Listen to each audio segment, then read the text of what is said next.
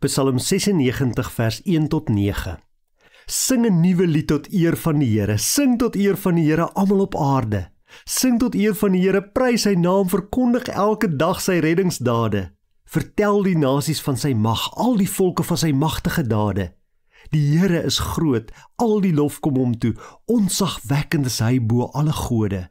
Al die gode van die volke is niks. Dit is die Here wat die hemele gemaak het.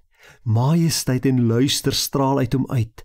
Krag en glans vul sy heiligdom. Prys die Here alle volke, prys hom om sy eer en mag, prys die Here om die eer van sy naam.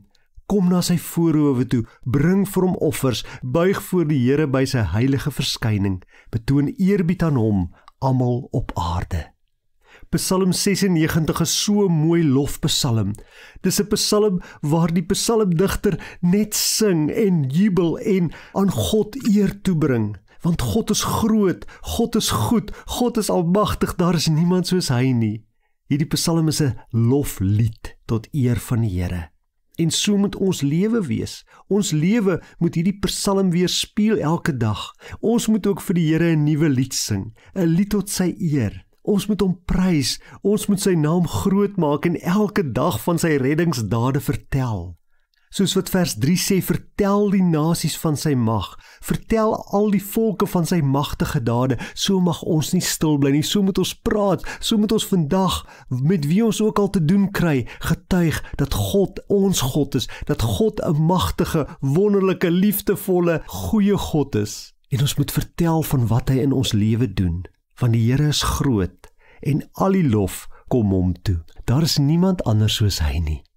Raak gou vir 'n oomblik stil en dink aan God. Dink aan sy grootheid, aan sy almag, aan sy majesteit, dat daar niemand is soos hy nie. Hy is almagtig. En loof hom daarvoor.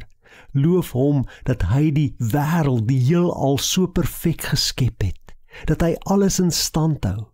Loof hom omdat hy magtig is om enige iets te doen wat hy wil doen.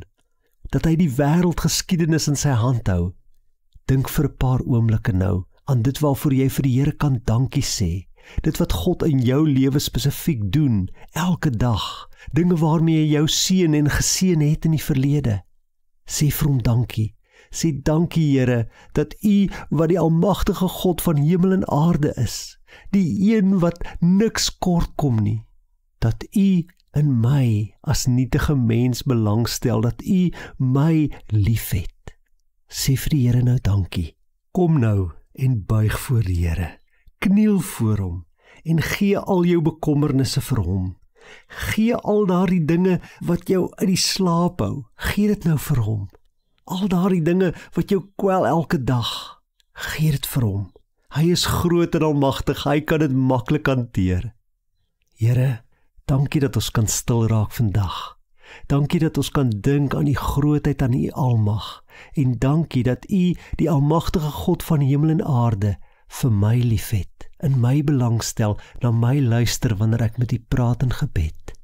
Dit gaan my verstand te bowe, maar ek is so dankbaar daarvoor. Help my om vandag met 'n loflied te leef, 'n loflied in my hart, 'n loflied op my lippe, sodat elke een wat my pad kry sal weet, U is my God, U is my koning. Amen.